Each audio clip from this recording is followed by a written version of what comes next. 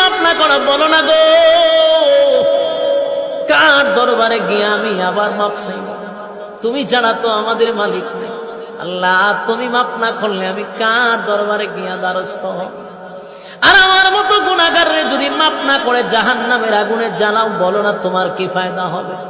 তোমার কি লাভ হবে? এইভাবে 40 দিন টানা কান্না শুরু করছে। কানতে কানতে কানতে চোখ দিয়া পানি পড়ে না, এখন রক্ত পড়ে। এমন কান্না কানছে রে, এমন ভাবে তওবা করছে, তওবা করতে গিয়ে আমার মালিক নিয়ে তো খুশি করা করছে। কালতে কালতে কঙ্কাল হয়ে গেছে, চোখ দিয়া পানি পড়ে না, এখন রক্ত পড়ে। শুধু গুনার উপরে লজ্জিত হইয়া সাহাবায়ে কেরাম গিয়া ওই সাহাবীরে নিয়ে আসলেন নবীজির সামনে। নবীজি তাকায়া দেখে সাহাবী চোখ দিয়া রক্ত পড়ে, শরীরটা যেন কঙ্কাল হয়ে গেছে।